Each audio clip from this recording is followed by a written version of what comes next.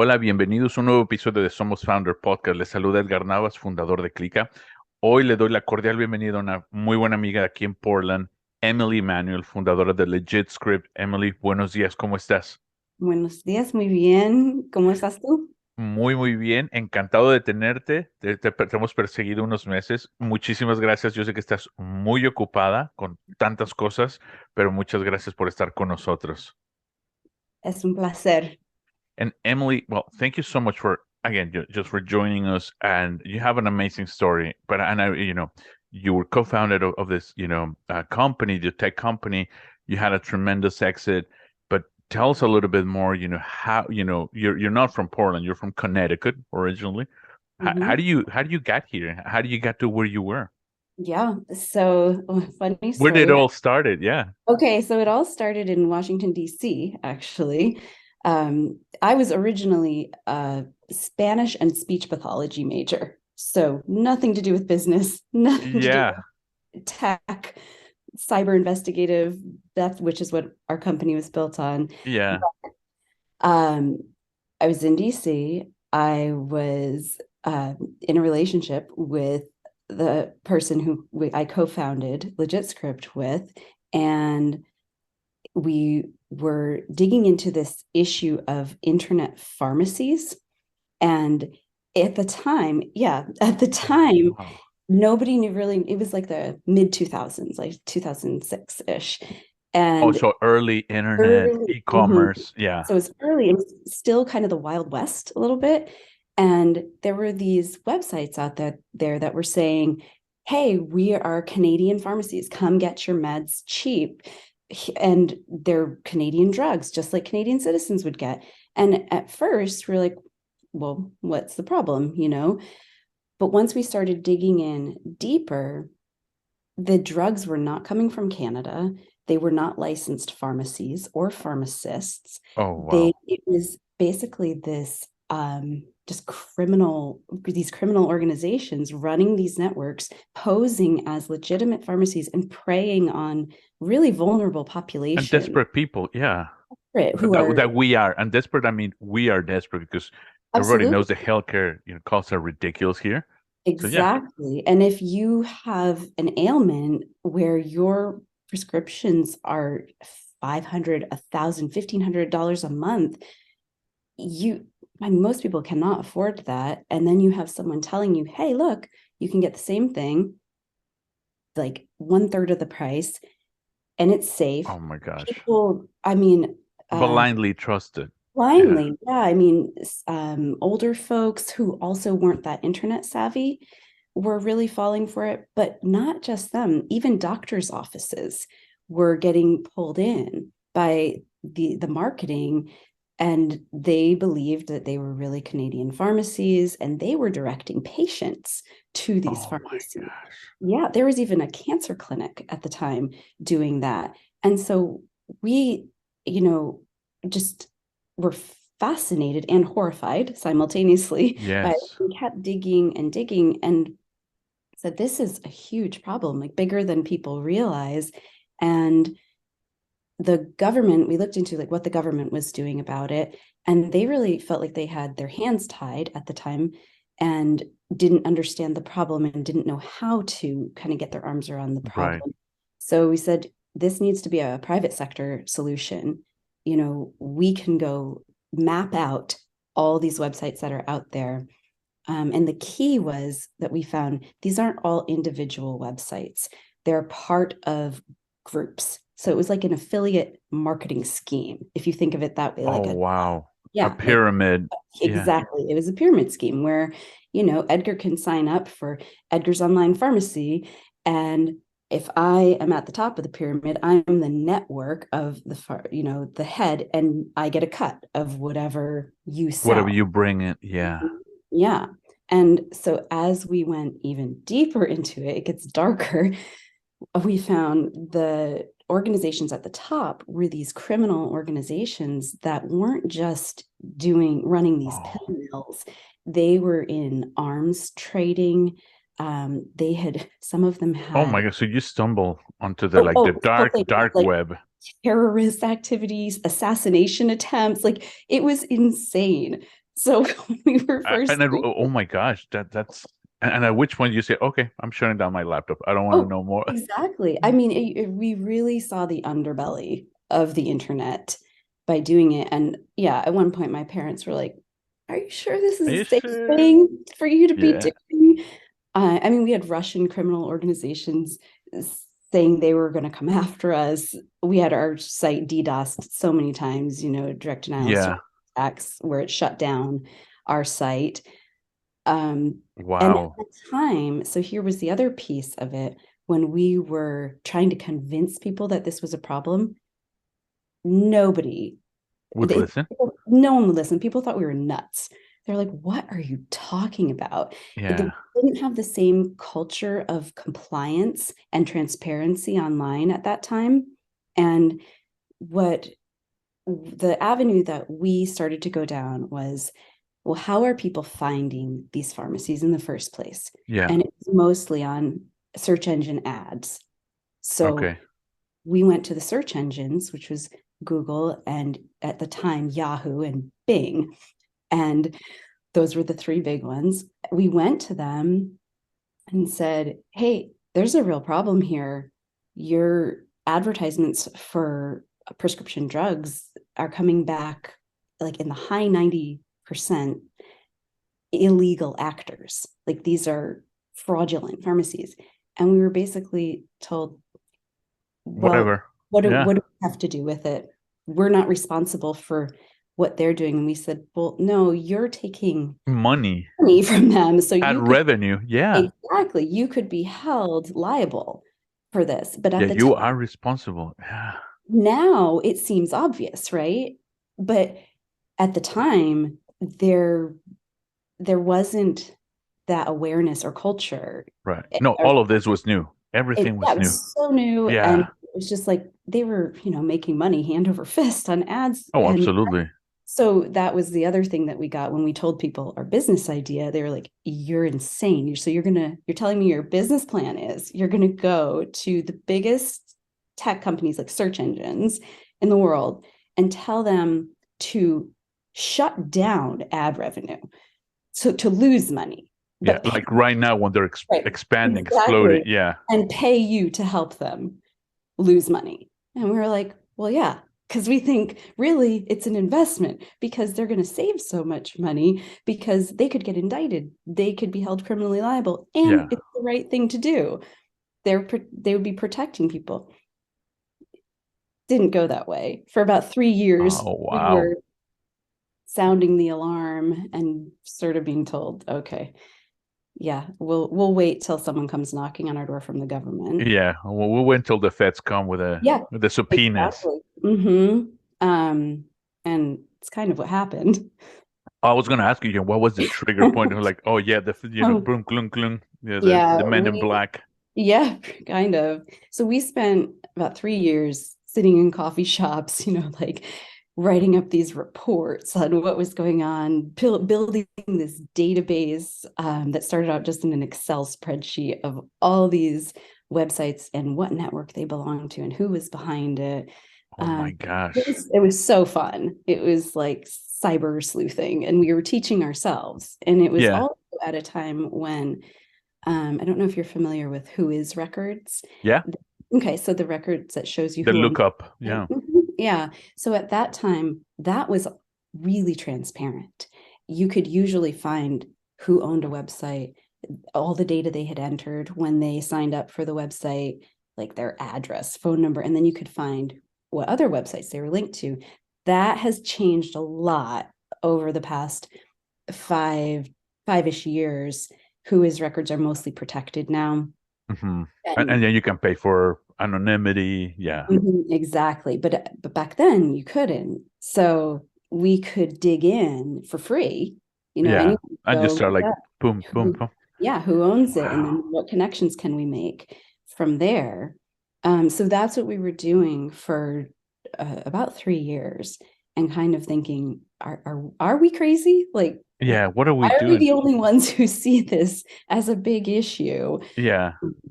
But then Google actually did get indicted, and Oh, okay. yes, for running ads for fake online pharmacies, Canadian online Okay. pharmacies that weren't Canadian. No, I mean, I remember seeing those ads because you'll open Google and they'll be on Oh, top, yeah. and not that I was looking for ever for anything, Viagra. and that's something I would. Yeah, exactly. That's what everyone would get the ads for. Viagra Oh was my huge God. at the And time. So. it's funny because we have a common friend that I won't mention who it is that recently told me on a snowshoeing trip. Uh, I can tell you that he's an attorney by trade. Like he Uh-huh. told me he does that. I'm like, dude, are you nuts? Oh Like, God. oh yeah, no, I get them from India and I get them like a Uh, whole jar. It's like, dude, I mean, you're an educated man. Why would you put something in your mouth that is well, unregulated? It's like I would never right. ever do. And It's that's like, the thing. We think so much about what we're putting in our bodies. We demand things on food labels. We want yeah, non-GMO, all of that. But when it comes to our health and the supplements or prescriptions that we're taking, that's what we were seeing. People were willing to take these risks when it was marketed as being completely safe. But if you did just a little bit of digging and also yeah, ordered the package, because we did a lot of test buys, you would see that the package had started out maybe in India, and then it was postmarked in Pakistan, and then it went to Barbados, and then it went to Vanuatu. yeah. And It's so it just went through boom, boom, all boom. these places because that's how they escaped any kind of jurisdiction over them. They could just say, well, it didn't come from here, didn't come from here. If you're in the US, you have no jurisdiction You over. can't get indicted. Yeah. Exactly. And so by the time the drugs would get to the patient, it had been all over the world. And if you need a temperature controlled drug, let's say, you don't Oh, know. I think it's been hopping Right. and So yeah. the entire like chain of custody, closed supply chain was just desecrated by doing that. And And let me ask you, are there any recorded instances where people have actually suffered from this? Like people taking whatever they thought they were taking and then maybe dying or not? yeah, Uh, oh my yeah, God. yeah. There are, and this was a little bit before we started, but it was the one of the impetus of the Controlled Substances Act was a boy named Ryan Haidt.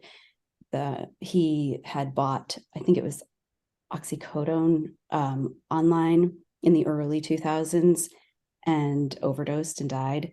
Oh, wow. Um, so the DEA took that very seriously. And I mean, he wasn't the only one, unfortunately. And they enacted a law, the Controlled Substances Act, that restricted the sale of controlled substances, which are like the highly addictive prescription drugs, but you could Yeah. still sell other stuff online. So what happened was there was these tier of drugs right below the controlled substances that were mostly pain relievers like tramadol, and they were not controlled, but they were still pretty addictive and Mm. pretty coveted as pain relievers. And those were exploding when we started LegitScript because Wow. we get the controlled substances. So they were going one tier down, which was still technically legal, but it wasn't legal to sell them the way that they were Right. sold. But you couldn't just go to your doctor and get the level of prescriptions that people were Yeah. wanting. So they went online. And then with the lifestyle drugs like Viagra, Cialis, et cetera, which were also exploding during that time, Lifestyle. that's what they call them. Yes, the lifestyle drugs. Those were ones where people were embarrassed to go to their doctor and ask for them. And so here's this avenue. You should be embarrassed. I'm skipping. Right. Well, or like your friend who gets the huge jar, he probably doesn't want to go to his doctor and be like, dude, I need another huge jar of Viagra this month. I was like, I'm like, I'm sorry you're going through that, but like, you shouldn't be doing that either. Right. Yeah. So that was sort of a perfect match for Yeah. people who didn't want to tell their doctor about it, wanted an easy way to get it, And and cheap. cheap. And then Yeah. they're being told this is from Canada, this is safe, etc. And it's like, okay, easy. But none of that was true. Wow.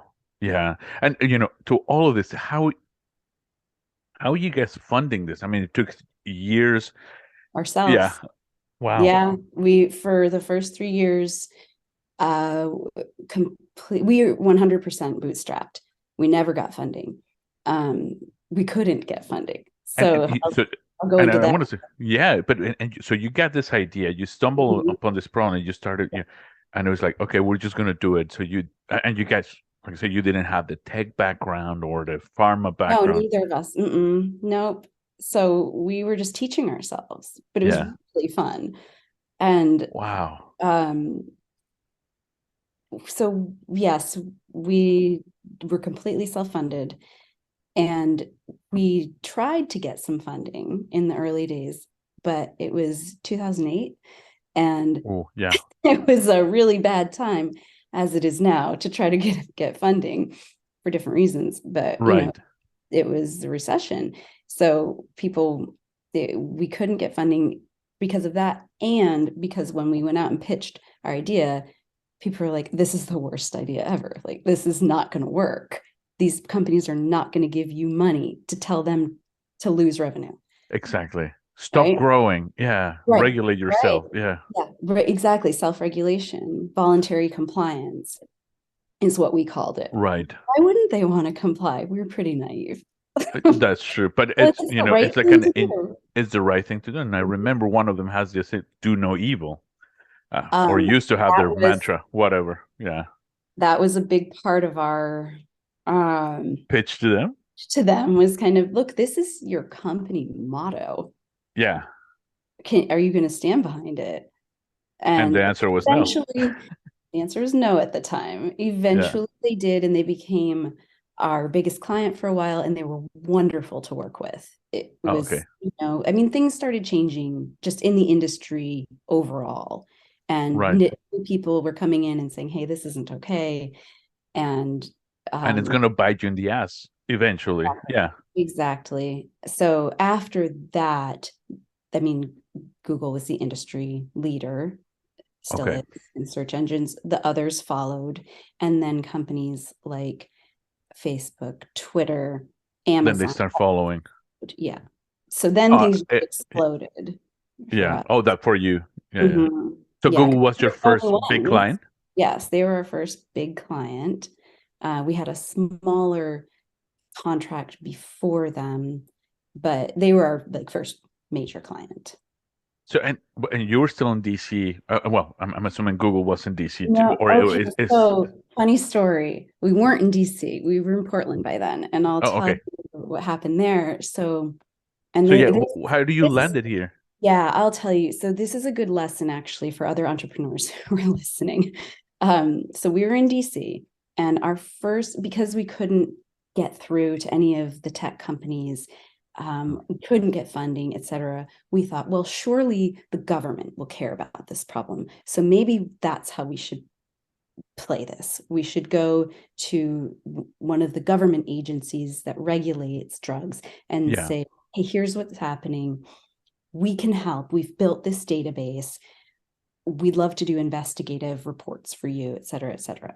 So we got like this close to having a contract signed. And throughout the process, that agency told us, uh, we're doing this on the condition of exclusivity.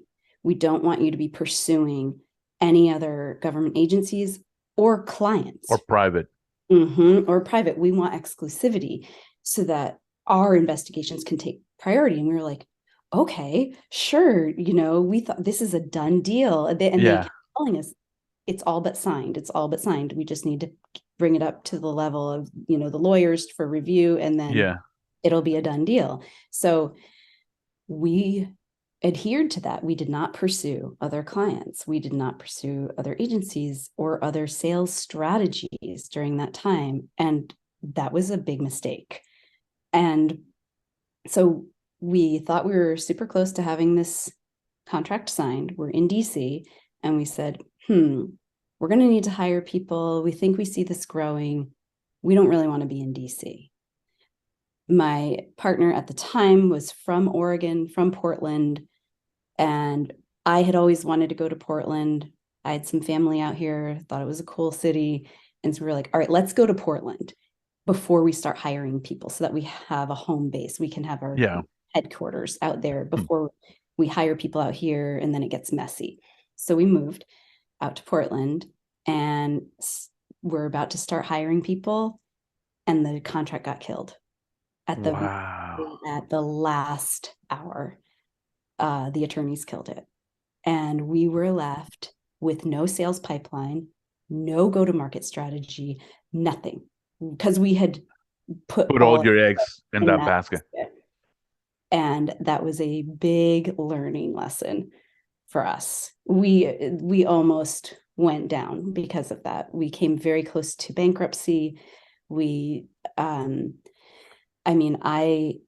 I went back to work as a speech pathologist just to make ends meet for a bit while we tried to figure out what we were doing. We had, it was at a time when the Portland market was not what it is now for housing. And we had gotten 2 months free rent in the Pearl. Oh, wow. Amazing, right? Yeah. Yeah. But after that 2 months, we were like, how are we going to pay rent? Yeah. So it was a scary time. It was dire. Yeah. It really was. And then things turned around like right in time. So you started, going back with the tech industry, We and started, yeah. So so what we did, this was our Hail Mary. yeah, I was like, just chuck it out there. Yes. Pretty much what we did was we did an analysis of the advertisements on Google, Yahoo, and Bing at the time. And we analyzed the ads for prescription drugs and how many of the ads were legitimate and how many would take you to an illegal online pharmacy. And it was like 97% took you to an illegal online. Wow. And so we got in touch with the respective people at those companies and said, look, we have this report that we've put together. We have this analysis. We're going to publish it. We're going to publicize this. Or you can work with us to help. Oh, totally. Yeah. It's like strong arm. It was like, hey, this is about to see the day of light. Yeah. Exactly. And it was basically no. So we did publish reports. We put out press releases. You probably still find them somewhere on the internet. Oh, wow. And you cannot get a cease and desist for that. I mean, it's just public information. And public. It was all public. We used all open source information for everything we did. Anyone could have gotten this information. Yeah. And when we were about to put out a press release to publish the report on Google, we got a call from them saying, hey, we want to talk. Will you come in and we can discuss? And did you tell, oh, now I got your attention? Yeah, exactly. I mean, you do what you have to do in that situation. We didn't know what else to do. It was like nothing we were doing was working. We're going under anyway. So yeah, so I might as well go with a bang and see somebody. And we cared about what was going on. So we wanted people to know. And we felt like we had tried to do it like the right way and get these companies to shift their position, and they hadn't done it. And we were like, this is dangerous. Like, we wouldn't want our grandma going online. Absolutely not. Or a desperate parent who has a child who has, a disease, trying to get medication for them and then getting you're putting God knows what in your body. Exactly. So we were very passionate about the idea. That's fantastic. No, that's a great story. It was like, about Hail Mary, just bootstrapping. And it's like, we're about to go under. It's like, well, let's do it. Exactly. I mean, I look back now and I'm like, wow, if I had known, like, but I think that's what all first-time entrepreneurs are like. You do what you have to do. Yeah. You're kind of maniacally optimistic, and you have to be, and you just keep going. We had nothing to lose. Oh, absolutely. Absolutely. And that's what we do. So like, you follow the passion all the way through. And it's like, you know what? I'm here. That is what kept us going. And that's what I tell entrepreneurs to this day too. I'm like, as long as you have that passion, that spark in you, keep going. Sometimes that's all it is just keep going, because you don't know when the timing is going to be right or the conditions are all going to come together, and it'll be in the weirdest time. The weirdest way. Yeah. On the most unexpected. Yeah. Yeah. And It's usually not. It's not going to happen the way you plan it most of no, the time. yeah, Yeah, 99% of those times it's not gonna. Yeah, it's not gonna yeah, materialize that way. yeah. Oh, yeah. On that topic, our very original sales strategy was we were going to be the Expedia of online pharmacies.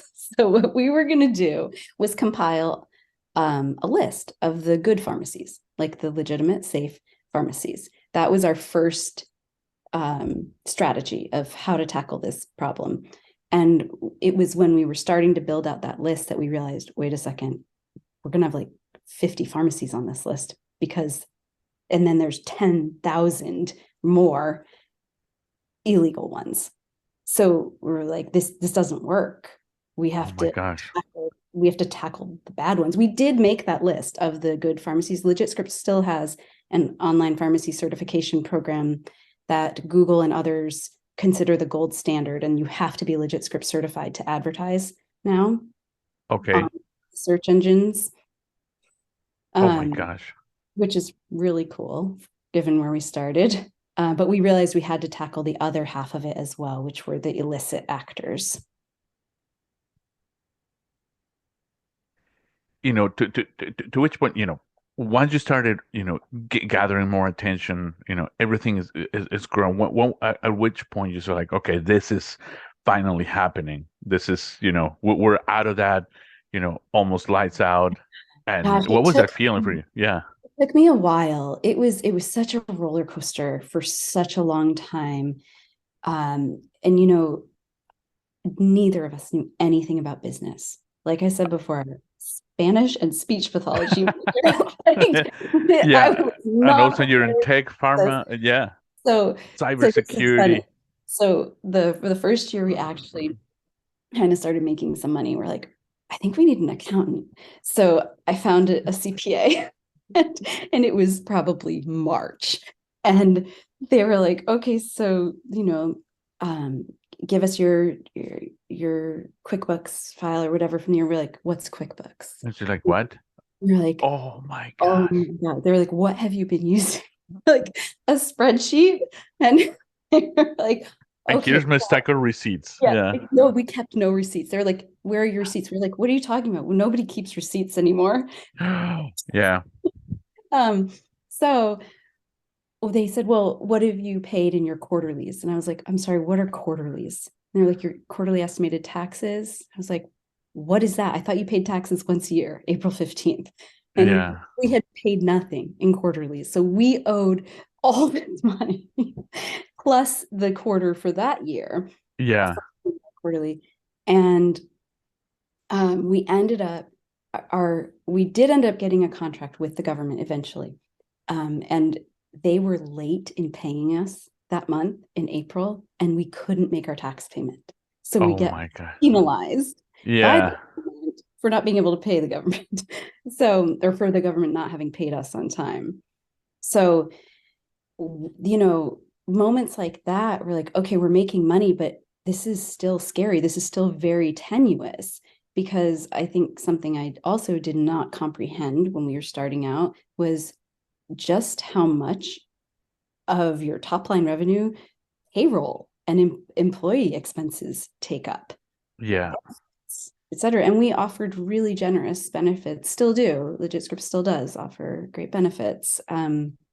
We wanted to be that kind of employer, but we didn't know how to price contracts to incorporate all of that, I right? see. Yeah. Yeah. Yeah. Had to really learn on the fly, financial modeling and how to structure the budget, what is an acceptable percentage of your revenue going towards employee expenses, what are your margins need to be, all of that. So we had no financial background. And did you guys onboarded anyone, with that? And how do you start bringing So those kind of we kind of brought on talent? we brought in an office manager who was fantastic, and she stayed with us for a really long time until she had to go back east for a family to care for a family member.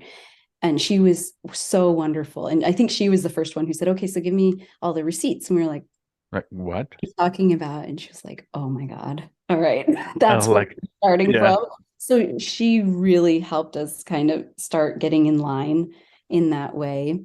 But we were doing everything ourselves, right? And so our focus was investigating these criminal yeah, organizations, these pharmacies, getting their reports out, building the database. We're like, who has time for any of that stuff? yeah, yeah, Yeah. yeah. So I'm we solving real world problems, and exactly like yeah. that that stuff, like somebody else could take care of that. But this is the important stuff, kind of typical entrepreneur. Oh, Like absolutely. Like, no, no, no. are That's in the passionate, back burner. Like, yeah. receipt, what? I'm Yeah. like, yeah, what? What are those? Yeah, like, Talking no. about. Yeah. My gosh, that's fantastic. And then, so and after that, you guys went through, a series of like, high growth, Hmm. there was, other problems. I mean, this is finally happening. And, how do you scale your company from like a couple employees to more Yeah. than 100? Yeah, that is a great question. Um, so I don't think I fully answered your other question, was like, how did I know when we kind of were Oh had yeah, yeah, yeah, yeah. scaled out? I think it was when we had all of the major search engines, the social media platforms as our clients, some government agencies, and it was like all of a sudden we were the people that others came to on this issue. Okay. And we were the industry leader in it. And people were starting to recognize, oh, that what you're doing actually does matter and it makes sense. And the environment was starting to shift where companies were starting to take on that voluntary compliance mindset so that they didn't have the regulators coming in and forcing them to I'm comply. poking. Yeah, We were kind of an outsourced compliance department for them. I see. So I think that's when it started to feel a little bit stable, was like, okay, all these big companies are working with us. They really love working with us. And they're coming to you now. And now they're all coming to us. Yeah. So that Yeah. felt great. So yeah, scaling was a challenge. Um, we at first started off with a small tech team and a small analyst team. The analysts were the ones researching. Okay. And all here in Portland. We were all local. Our office was in the Pearl, right above the Pearl Bakery, which is no longer open, I but it was know. a great building. Oh, I bet it smelled lovely. Oh, it Yeah. was so great. We could go down there and get pastries for everyone, bread. And then we moved up so we were in the second floor of that building, and then we took over a big space in the top floor of the building as we grew. And so when I really realized that we needed to have systems in place for scaling Yeah. was when I went on maternity leave for the first Okay. time.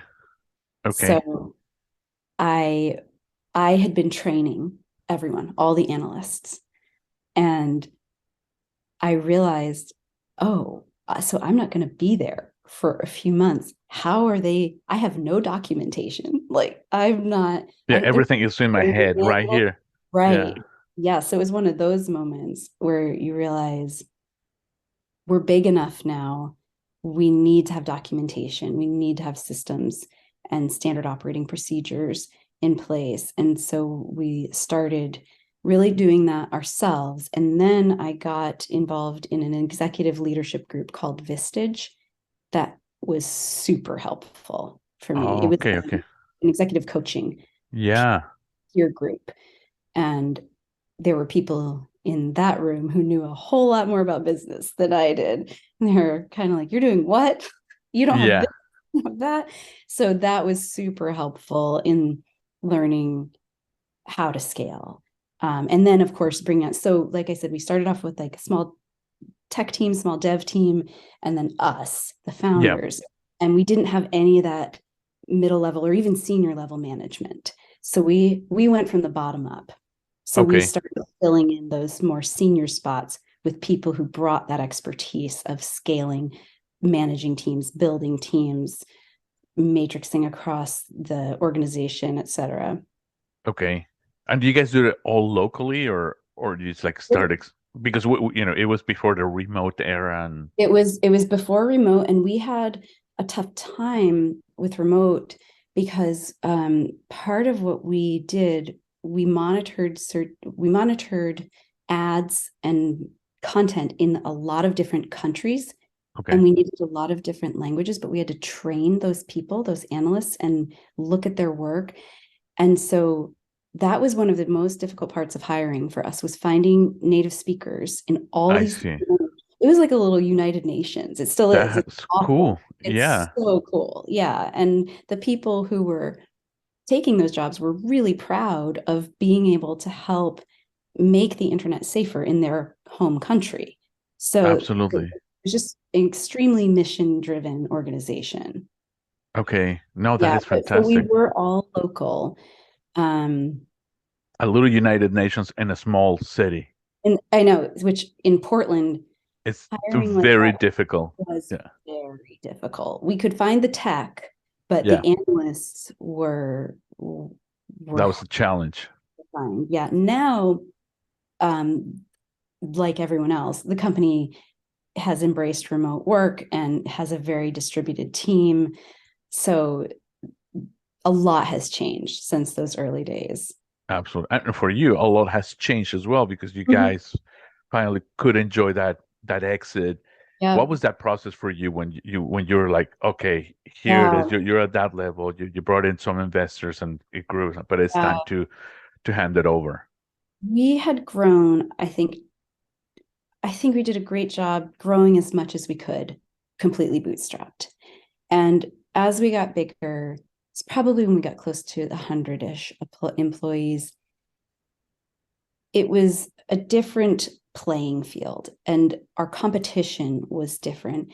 And a lot of them were VC backed or just bigger companies, deeper Hmm. pockets. And we really didn't have that. We didn't have the deeper pockets to throw money at sales, marketing. We never had a sales team. It was all word of mouth. We didn't have like a CFO level Yeah, person. We needed more tech to do more innovative and R&D type work. And we just on our own didn't have the capital to put yeah, towards. So we realized if we want to stay competitive and we want to remain the market leader and give our clients the quality that they're used to, we need external support. We need a partner of some sort, either an acquisition or a partial, outside yeah. owner. So we started looking into that process, and um, we hired a broker, an investment banker, and they put us out to market, and we got a ton of interest. Oh, wow. It Okay. was it That's surprised a you. good problem. Yeah. Yeah, it was a good problem to have. It was also 2019, so it was pre Yeah, this era. yeah. hmm So we we did exit. We did a roll, so we retained some equity, and we partnered with a PE firm and a private investor who had industry specific knowledge of our Okay. industry, which we felt like was the best of both worlds.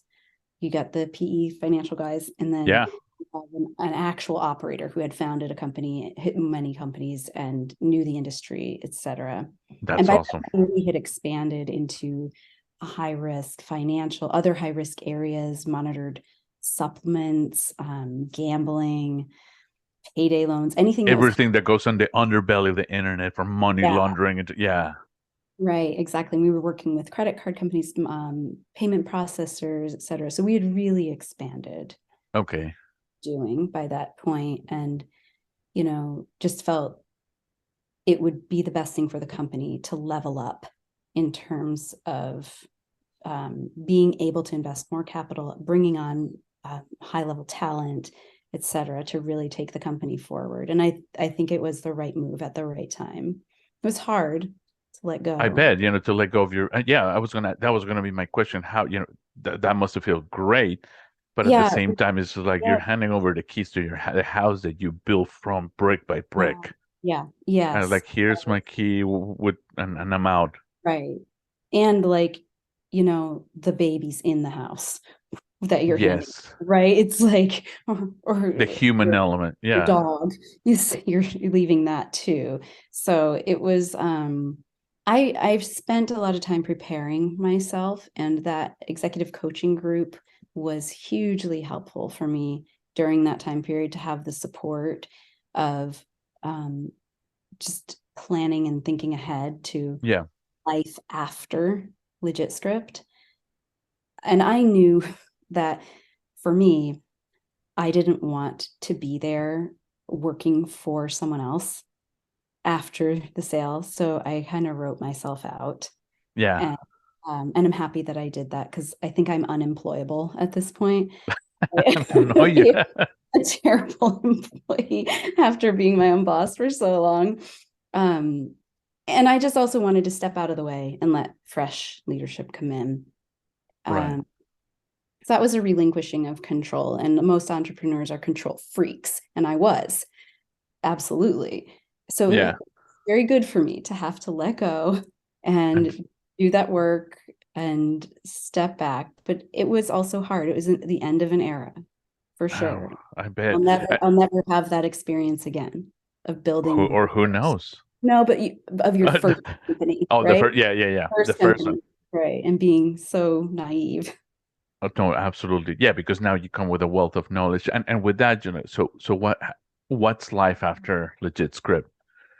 So it's been it's been wild. I mean, so the exit was right before the pandemic, right? Yeah. But So then perfect timing. Yeah. yes, everything turned upside down for everyone Yeah. after. Um, I am very grateful for the freedom that it gave me to take a step back and think about, all right, what do I want to do next? Um, I want to make sure I have enough time with my kids and also to keep me professionally sharp Yeah. and, have enough time to play as well. That's important. Well Um, deserved. Yeah. yes. Absolutely. And so a couple of friends and I, who are also founders, started an angel investing firm called Stargazer. And our investment thesis is we invest primarily in what we call untapped founders, so women and minority founders, people from marginalized communities who are doing mission driven work that is also highly scalable. Okay. And that's Perfect. been really rewarding and just really fun to support other entrepreneurs who are early on their journey and to be the kind of partner to them that maybe we would have wanted and stay out of their way, because we've seen Hmm. a lot of founders get taken advantage of by investors, or especially if they go the VC route right away. Yeah. We come in at that really, really early stage, so we're a smaller fund, but that can make a huge difference when you're in that early stage. Absolutely. And now that you mentioned, I'm glad because this is the house of a lot of underrepresented founders. That a lot of them are just starting to grow. They need capital, so we can definitely feed you some of those interests, and Absolutely. Yeah. whether they invest or not, just like having new Right. conversations, new friends. I Well, mean, we've met phenomenal people here.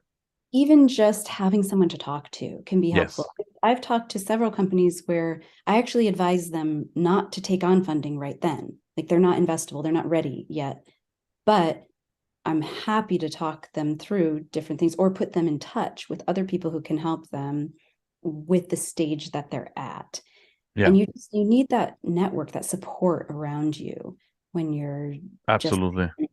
and especially if you are from a more marginalized community and you don't have that network like built in around Which you. most of us, we don't. I mean, Oh, I didn't. yeah, And yeah, absolutely. it's like you're just hanging out there alone. Alone and drifting away. It's like, where do I, which, and what I think, now you made me think, I think people have asked me hardest decisions I've ever had to make. Uh, Wives would refuse, or I had to say no to investment. And actually, one was like, we were almost out of money in our early days. And he came in an investor with $150,000, which we definitely needed at that. We literally had almost no money. We're almost done in our first year. And I was like, oof, we made it. This guy came into our office. but something didn't sit right. I was like, I don't know, like let's do our due diligence. Yeah. And, just a quick Google search, I was like, oh, ooh, this is kind of like my hunches were like right. Like You this were doesn't so feel smart right. to do that because it's And so tempting to take it's that right path, here. It was right right? here. And to say no and then to look at my other friends and my team, it's like, it's not the right person. We're gonna take it get advantage of. This is not gonna end up well. And the other's like, but we have no money. So Yeah. like, Yep. and the stars align and we eventually got the right people. But yeah, it's like having to say like, we're gonna pass on your offer. And it's like, oh It's so hard, but that is absolutely the right call. I've seen it go the other way. yeah. One example specifically, I can think of an entrepreneur who took that big check because he really, really needed it and gave the guy 51% of the company. And Oh boy. within a couple of years, he was out. This guy had taken over, and it's just a heartbreaking story. Oh, I bet. Yeah, yeah, Yeah, yeah.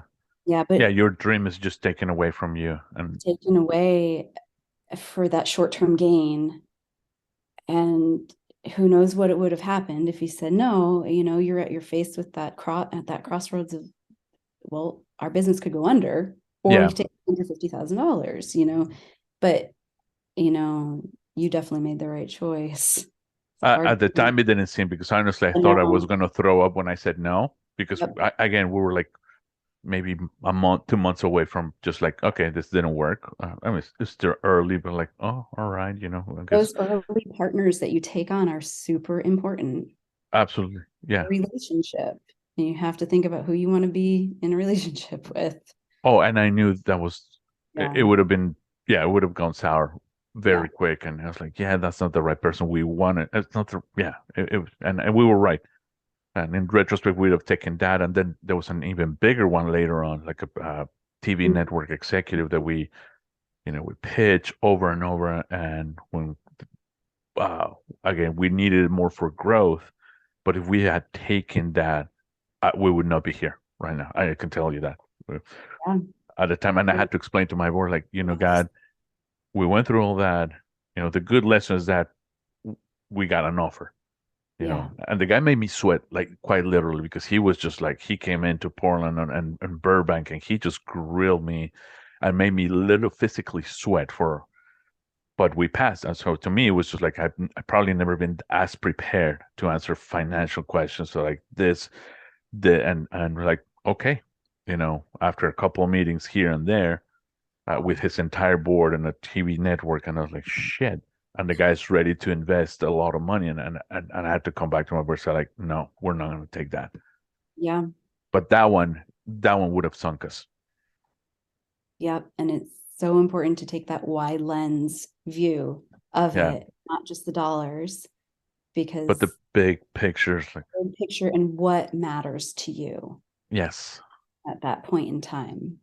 yeah, and that was difficult to explain. But again, my board was like, hey man, you're guiding the boat, man. If it doesn't feel my validations a couple like maybe a year and a half later that guy was all over the news and he was ousted and yeah. Wow. Yeah, Wow. so it's just like I just quickly reminds like everyone like not just like oof we Yeah. we got out of that That's good amazing. validation, but it's like oof that But would have sometimes, right, that validation doesn't come until later, and you just have to trust yourself, and it's so hard to do. I it mean, is, I was the especially when you have this big dangling thing in front of you. Oh, It's like hey, absolutely. Yeah, I think that was one of the biggest things I learned was having to make decisions with the best information, like the best decision that I could make with the information that I had at the time and just let it go. yeah, Because I always wanted more information, more, so that I could feel certain. And I realized I'm never going to feel certain. And by not making a decision, you are making a decision. absolutely, yeah, yeah, no action is a decision. No action is a decision, right? So Yeah, being comfortable with that ambiguity and uncertainty, big part of entrepreneurial life. absolutely. And I know, so right now you're involved with, women entrepreneur groups, so Yep. what's, we already know you're investing, but what's your next phase with that? Yeah, so I recently took over ownership of Power, Portland, Oregon Women Entrepreneur Roundtable, which is a group of women entrepreneurs in Portland.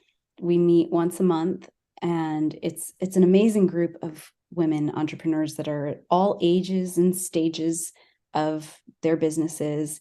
It's a very heart-centered group that comes together based on the premise of co-creation rather than competition, which shifts the whole dynamic of a networking event. Yeah. When you're there to connect with people and you're there to really learn what people do and how you can help them in the community. It's a very, I don't know if this is too cliche, but feminine way of going about networking. Maternal. Yeah. Yeah, it's Matriarchal. yeah, Yeah, more. Yeah. right. We support and take care of each other and amplify each other in the community, promote each other. And at the meetings, we always have speakers from within the community, 2 speakers each month who talk on amazing topics, everything ranging from hypnotherapy to your social media brand and how to build that out. How amazing. Yeah. I ask you because, I know you've been involved in that. We were involved with MasterCard in a program that they created with USA, with a phenomenal group of female entrepreneurs. And it was incredibly inspiring because they're doing something similar in Latin America. And we want to connect those bridges because it's exactly like you said, it's a different view. When I had the fortune to, they invited me to go to their grand event in January. I was just like beyond inspired. And it's like, man, we could create a better world with better products with that different lens. And yeah, like you said, it may sound cliche, but I can see it. The women see this co-opetition or like the co-opetition. Like, yeah, we can be in the same space, but we're going to pull each other to create something larger, grander than me. And the male founders, a lot of them is like, no, it's win at all costs. Right. It's zero-sum game. It's not a win-win situation. It's like I win it all, you don't. And right. And that's well, we've seen where that has gotten us. Exactly. Yeah. And I Over think and over again. exactly. So we are trying to be part of that shift towards a broader definition of success for business. Absolutely. And a different world, different way to see. Yeah. Yeah. Lifting each other up Yeah. and growing our businesses at the same time. No, of course.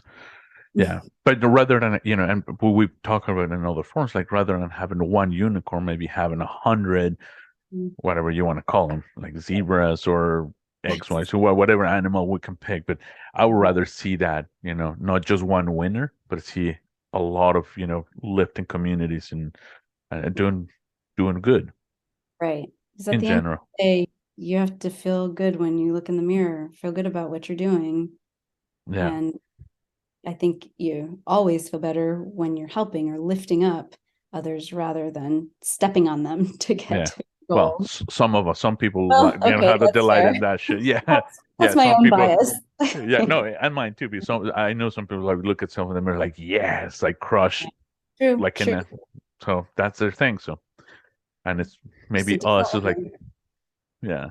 But Mm-hmm. Emily, thank you so much. It's been so wonderful, and I would love to, always, leave the door open anytime that you want to come back, give us updates, see what you're doing, what you guys are working on, or who you're working with, and we'll always love, having you back. Absolutely. Thank you so much for having me. It's always a pleasure talking to you, Edgar. Thank you so much for listening. And you can remember you can view all the episodes on somosfounderpodcast.com and listen to us every single week. We're in Spotify, Amazon, iTunes, and pretty much all the platforms. Thank you so much, and happy Friday.